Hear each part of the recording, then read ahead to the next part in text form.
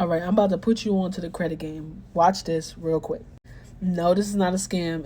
I'm explaining. I'm going to show you some documentaries, and then I'm going to show you some math real quick. All right. All right, so there's two documentaries. This one by Frontline. This is why PBS needs to still be here. And then this one. This is the second one. All right? They're both an hour long.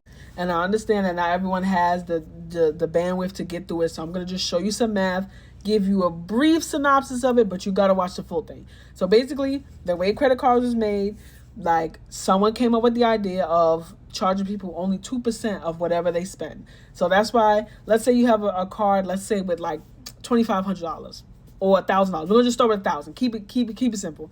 $1,000. And let's say your interest rate is 19% or whatever. Your minimum payment will only be $25, right? Now, if you just pay that minimum payment, you will not be able to pay that card off for years, okay? And let me show you right here.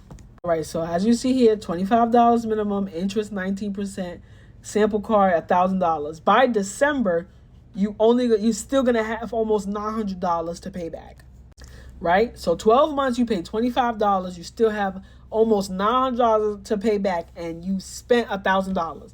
That's crazy. So basically, the documentaries are trying to explain like credit cards should tell users if they pay a little bit more, this is how much they could pay down in a certain amount of time. Now, my Discover card does do that with the statements, but before they didn't do that. So let me show y'all if instead of paying $25, you paid $50, right? So, like I said, if you paid $50 after 12 months, you would only owe half of the remaining balance, right? So a lot of people don't really understand the math with the interest and cards. So if you were able to pay double your minimum, so your minimum is $25, but now you're paying $50 a month instead of $25, you're only going to owe about $600 versus you still owing $900, right? Because people like to see smaller numbers.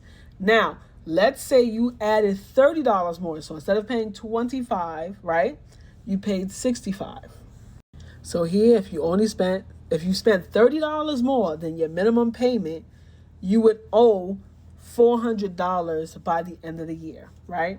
And so the documentary just explains on how other people have been, not really scammed, but, the credit card companies change things up on you. There's people that started over like 9% interest rate. And because, now here's something people don't know. Let's say you max out another credit card that has nothing to do with a credit. Let's say you have credit card from Bank 1, and then Bank 2, you max out that credit card, but Bank 1 is perfectly fine. Because Bank 2 reports this to